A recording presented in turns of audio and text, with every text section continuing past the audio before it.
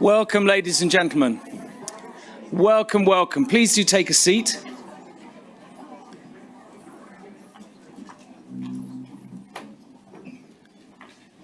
Welcome here to the magnificent Museum of the Bible, here on this glorious fall Saturday morning.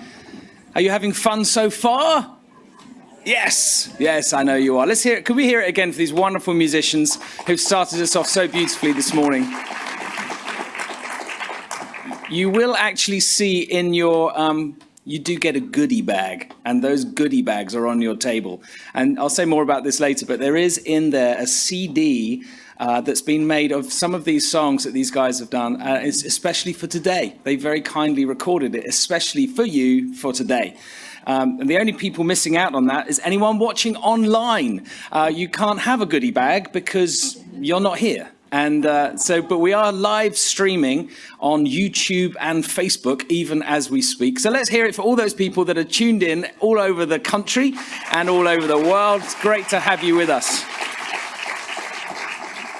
If you do have a friend that's somewhere else in the nation or somewhere else in the world, then they can watch us. Just have them, if you want to text them or something, have them check out on Facebook, Holy Trinity Church. That's our church.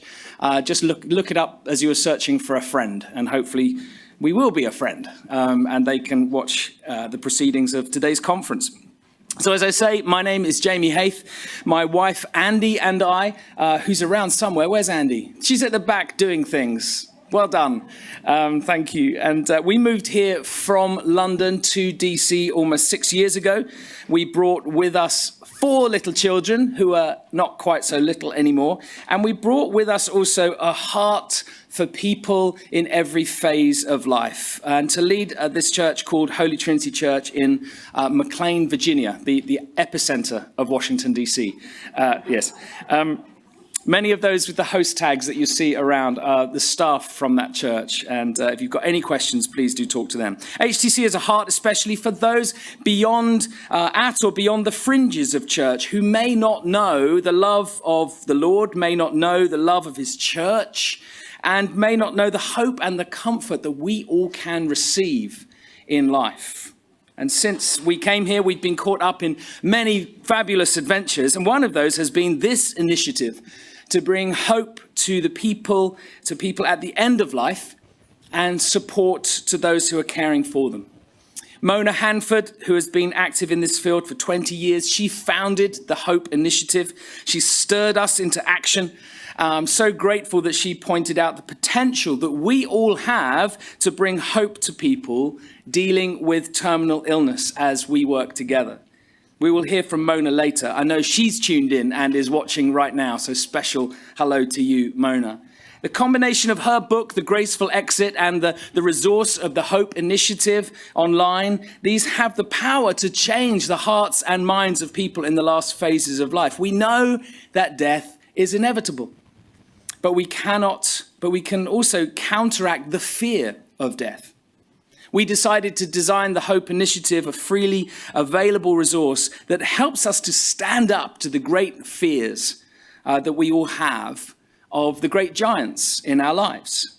The ideal format to it is good food, a short talk, and then crucially a small group discussion that can roam and range all over the place, because the talks are never intended to be the last word on any subject, merely just a fire starter, sort of when lighting the blue touch paper on a firework and then stand back.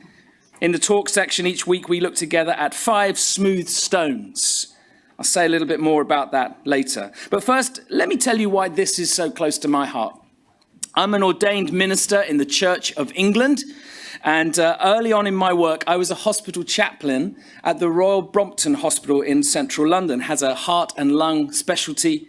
And many who came there were very, very sick, many of whom were sick with cystic fibrosis.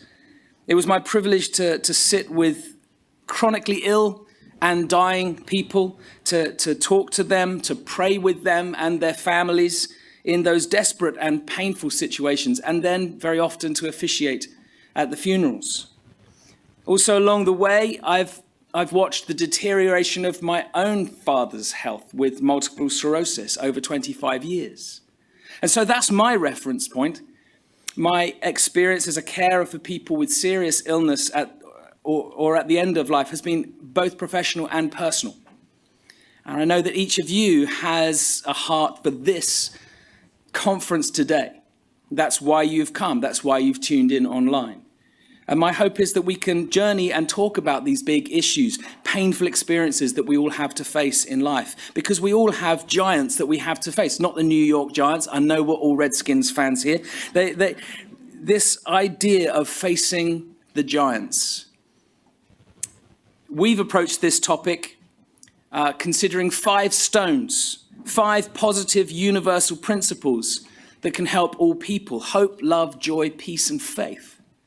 We're teaching people how to use these states, as it were, states of being, as weapons to face up to and fight the despair and the despondency and the difficulties related to death. The reason the talks refer to 5 stones is I recognize many of us are facing these giants, as in the classic story of David and Goliath. David faces his tyrannical giant face to face. Most likely we'll all remember that famous story, the puny shepherd boy meeting up with this massive, frightening giant with only a slingshot in his hand. And David, the Hebrew shepherd, steps up as the only member of his race willing to face the mighty Goliath. When faced with the overwhelming fight of his life, what does he do? The story says this: then David chose 5 smooth stones from the stream, put them in the pouch of his shepherd's bag, and with his sling in hand, approached the Philistine. There are giants in our lives. There are giants all around us, and it may well be that you are facing one of the biggest giants in your life right now. If so, today is for you especially. What do they look like, the giants we face? Fear, exhaustion, loss, financial difficulty. Perhaps a relationship is proving very difficult. You're overwhelmed. Perhaps you feel in over your head, and the pain has no relief. As I say, for over 20 years, my father struggled with multiple sclerosis. And for my mum, she was my dad's primary caregiver, along with my brother. Caring for him for so many years was a huge strain. If you're caring for someone right now, you're not alone at any one given time. 1/3 of all Americans are caregivers. There is an acute need to support those people. Fighting illness is hard. Facing death is even harder. Death itself is one thing, but the fear of death is another thing altogether. Like a great looming giant, this fear of death is so deeply intimidating, has the potential to cripple our full appreciation of life in the here and now. So it raises a question: how do we face this looming giant, the fear of death? How are we to live our lives free of the fear of any giant, for that matter? David shows us. He did it. David did it because he was prepared. He was ready for what lay ahead. Imagine that scene for just 1 second. Here's this mighty opposition. David watches it all. He knows what's coming. So what does he do? He finds a stream. He kneels down. He picks 5 stones out of that stream. 1 for Goliath and a few more for his friends if they turn up. 5 smooth stones. He puts them in his bag. He's ready. He's prepared. He stands up, he breathes in, and he sets off to meet that giant. Inspired by that, could you and I be similarly prepared for the giants we face? Because the opposition is so real for so many. So many people go through life unprepared for what lies ahead. They're walking through life with nothing in their bag. They have nothing to fight with when the time comes. But what could those 5 smooth stones represent for you and me today? 5 extraordinary things that we can draw from the living stream of the living God. 5 aspects of our practical and our spiritual reality that can revolutionize our lives and free us from the fear of giants. Love, joy, peace, faith, and hope. So welcome to this conference that hopes to energize, send us away equipped to help those who need hope at the end. But don't let mine be the only welcome. As you know, Mona Hanford is now herself seriously unwell and cannot be with us today, which is so sad, but she wants to send a welcome for you all. Let's see Mona now.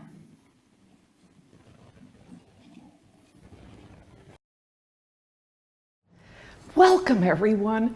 I'm just thrilled you're here because this is such an important mission.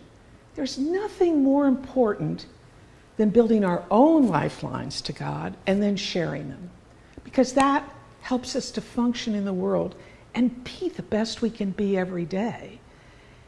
And as many know, I got a serious diagnosis at the end of November that just rocked me.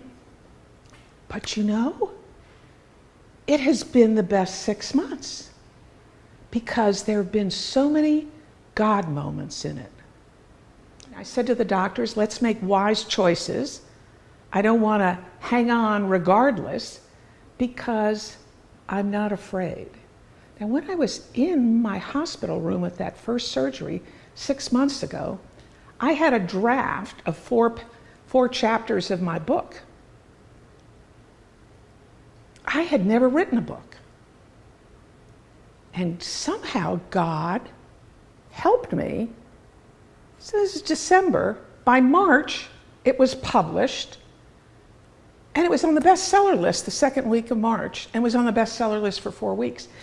I think it's because the topic is so important, and no one is talking about God in the last chapter.